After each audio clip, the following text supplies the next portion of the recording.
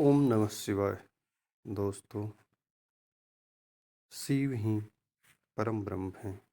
शिव अर्थात पूरा संसार। शिव के बिना ना ही इस जगत में कुछ है, ना ही जगत के बाहर कुछ है। आइए आज शिवरात्रि के शुभ अवसर पर जाने शिव की महिमा। महाशिवरात्रि शिव और शक्ति के मिलन की रात है। आध्यात्मिक रूप से इसे प्राकृतिक और पुरुष के मिलन की रात भी कहा जाता है। माना जाता है कि इस दिन आध्यात्मिक शक्तियाँ जागृत होती हैं। भक्त इस दिन व्रत रखकर शिव का आशीर्वाद लेते हैं। पौराणिक कथाओं के अनुसार महाशिवरात्रि के दिन शिव जी निरंकार रूप से साकार रूप में प्रकट हुए थे। उनका प्रकट ज्योतिर्लिंग अग्नि के रूप में शिवलिंग के रूप में था।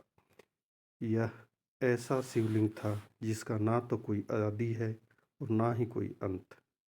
कहा जाता है कि ब्रह्मा ने हंस के रूप में अग्नि के शिवलिंग के ऊपरी भाग देखने की कोशिश की, लेकिन वह असफल रहे।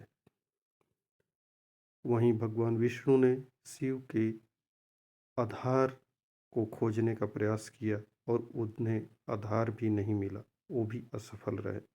मान्यताओं के अनुसार महाशिवरात्रि के दिन ही 64 जगहों पर शिवलिंग प्रकट हुए थे। इसमें 12 ज्योतिर्लिंगों को ज्योतिर्लिंग कहा जाता है और यह ज्योतिर्लिंग आंध्र प्रदेश, मध्य प्रदेश, गुजरात, झारखंड, महाराष्ट्र, उत्तराखंड और उत्तर प्रदेश में है।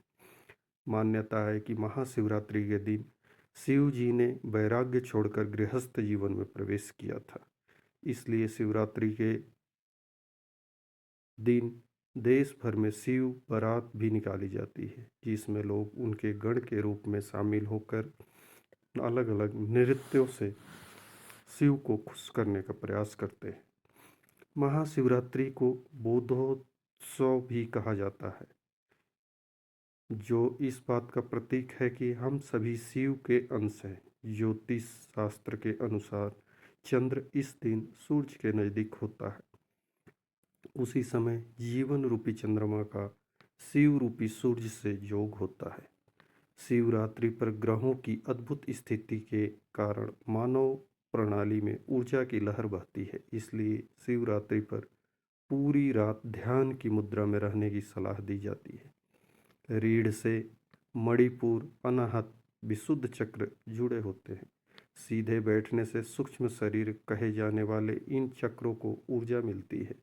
मान्यताओं के अनुसार सरस्वती देवी की वाणी से सृष्टि में ध्वनि आई, लेकिन यह सुर और संगीत विहीन थी। तब शिव जी ने डमरू बजाकर नृत्य किया, जिससे संगीत पैदा हुआ।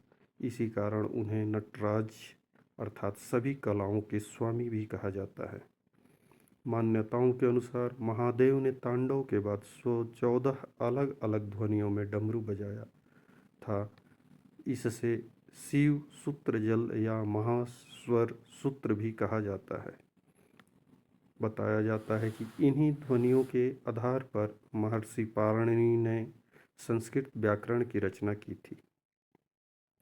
शिव पुराण के अनुसार शिव जी सभी प्रकार के अस्त्र चलाने में पारंगत हैं, लेकिन उनके अस्त्रों में धनुष और